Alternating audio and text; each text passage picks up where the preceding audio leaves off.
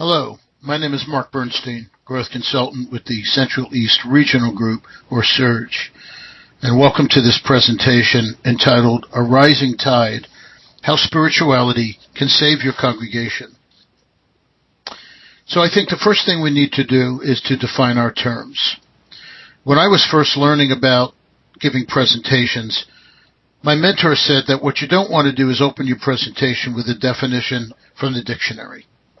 So the first thing that I would like to do is open with a definition from the dictionary. This being the, 21st century, I didn't go to just any dictionary. I went to dictionary.com, which bills itself as the most visited, most trusted online dictionary. And these are the real live people who make up dictionary.com. Look at these people.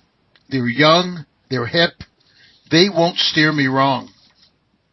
So I looked up the word spirituality, and the first definition was the quality or fact of being spiritual. Don't you hate when that happens? So naturally, I looked up the word spiritual and found of, pertaining to, or consisting of spirit. I turned back to my friends at dictionary.com and I said, "What are you doing to me?" But they just stood there or kneeled there, smiling those smug smiles at me. So I went back to the dictionary and I looked up the word spirit. And I found the incorporeal part of humans. Well, when I got to incorporeal, I realized that I had to start a new spiritual journey in my efforts to find a definition of spirituality. So I looked up incorporeal and found not corporeal. Well, that was it. I turned back to my so-called friends at dictionary.com and I said, "You can't help me. You're not the boss of me. I may be one person, but I still have the power to flush you down the toilet," and that's exactly what I did. So my mentor was right. Never start with a definition from the dictionary. So now I turn my lonely eyes to you. If you're watching this by yourself, or if you're with a group watching it, I have an exercise for you. I'd like you to take a couple or 3 minutes and come up with a definition of spirituality, either on your own or collectively, without using the words spirituality, spiritual, spirit, or especially incorporeal. You may want to pause the presentation at this point in order to reflect and think about or write down your ideas.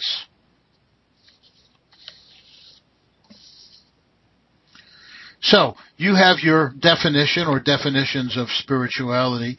I'd like you to look at them and I'd like you to tell me or think about what is the evidence of that spirituality. How does one know if someone is spiritual? Is it purely internal? Are there outward expressions of spirituality? Can we point to something that someone is doing and say, that is evidence of spirituality? Does spirituality leave its mark on the world, on the congregation? And if it doesn't, my friends, what is its usefulness?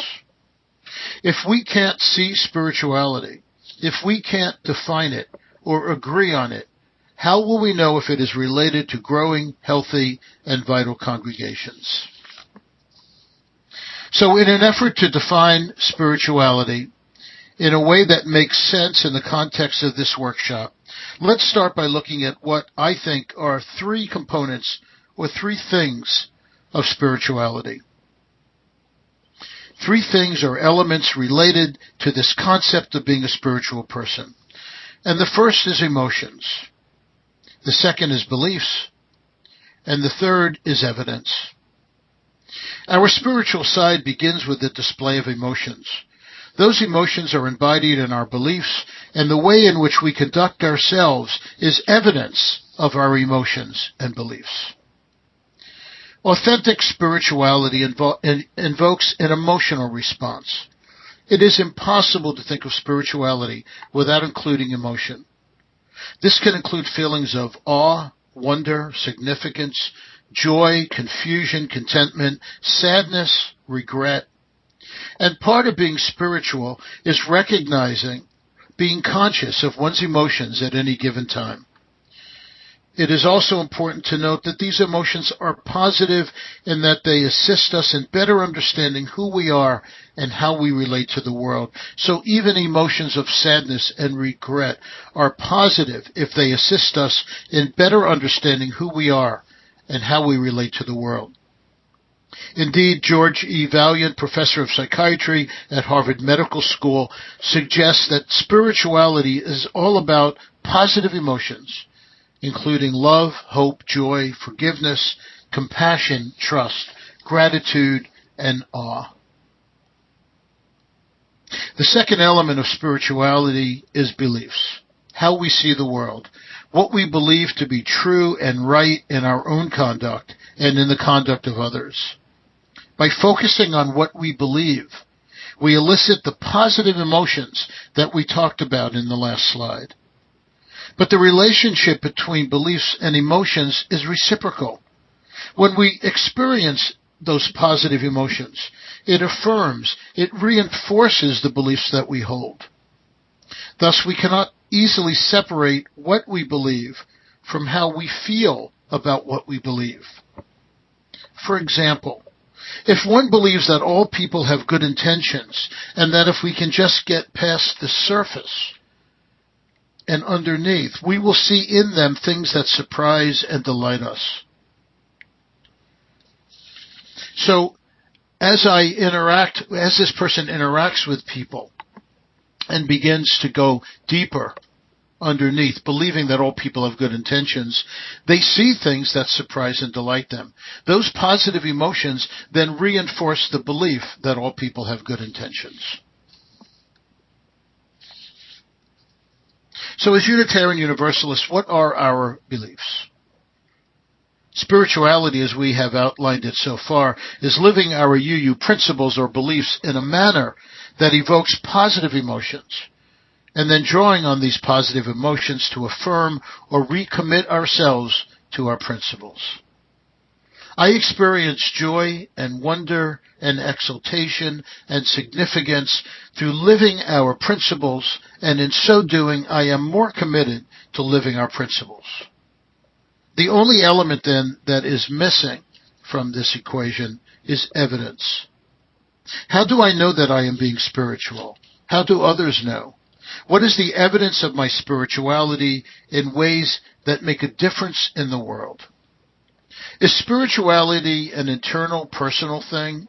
Or must spirituality impact in some fashion to change or otherwise affect the life of another? Or to put it another way, if a spiritual person falls in the forest and no one is there to hear it, does he or she make a sound? Okay, that doesn't sound exactly right. So how about this? If a person is spiritual and no one is impacted by it, does it matter? Is that how we want spirituality to be defined in our congregations? Now look, don't get me wrong. I know that there are ways to being a more thoughtful, contemplative, compassionate human being. I get that. We experience spirituality through yoga, through meditation, through Tai Chi, through drumming or singing or just being out in nature, through praying. But I believe that spirituality needs to be more outward focused. I believe that we live out our spirituality through our relationships with others, through being thoroughly and totally committed to our 7 principles. In an address delivered before the First Unitarian Society of Minneapolis on April 14, 1929, the minister John H. Dietrich said, "The spiritual life is attained not by putting on a whole lot of artificial pieties, but by fulfilling to the uttermost the ordinary commonplace virtues of daily life. To be spiritual," he said, "is simply to be nobly human. It is to be sincere, honest, reverent, high-minded, just, and noble in all our dealings. For the very essence of spirituality is integrity, honesty, sincerity." So where is the evidence of spirituality in this context of connection with others, being outwardly focused? It is in our sacred and empathic listening to each other, in our loving expressions of gratitude to each other, in our work as governors and coffee makers and greeters and teachers, as congregational meeting attendees and banner carriers. The evidence of a spiritual life is all around us. It is attending to the work of our congregations and to our Unitarian Universalist faith. And the more that we practice this kind of spirituality, the more we contribute to the growth, health, vitality, and future of our congregation. So taking the three elements of spirituality, positive emotions, beliefs, and evidence, here is my definition of spirituality as it relates to the growth of our congregations. Spirituality is a daily devotion to living our principles authentically and intentionally. Doing so evokes the positive emotions that affirm the beliefs we hold, and those emotions in turn reinforce our commitment to living our principles. It certainly makes sense to this kid. Let me be clear. The congregational member who attends Sunday worship 2 or 3 times a month and perhaps takes a yoga class now and then does not meet this definition. In my definition, there must be connection with others and the practice of impacting in some way on the lives of fellow congregants or those who live beyond the walls of the congregation. The Reverend Elizabeth Ellis wrote, "Contemplation, prayer, meditation, and discipline can enhance the spiritual life, but can also lead to an elitist position by removing us from the human struggle. Or spiritual life can bring us into touch with the interdependent web of existence of which we are a part." So you might be thinking, what do I do now? This was a fine academic exercise, but what do I bring back to my congregation? How can we explore this more deeply? Well, here are some suggestions. Get a copy of this presentation and offer a class or workshop to members of your congregation for further reflection and discussion. Or ask that small group ministry or reflection groups, whatever you call it, add this to their agenda. Be a role model for living your beliefs and our principles authentically and intentionally. Talk with others about what you are doing and the emotions it elicits. And notice when others in the congregation do the same and offer praise and thanks for doing so. These are some of the ways in which we can lift all boats. What we're talking about here, folks, is culture change, a sea change, if you will. SEA, pun intended, which is defined as any major transformation or alteration. Let me end with this quote by Francis Hesselbein. Culture does not change because we desire to change it. Culture changes when the organization is transformed. The culture reflects the realities of people working together every day. Thanks for joining me.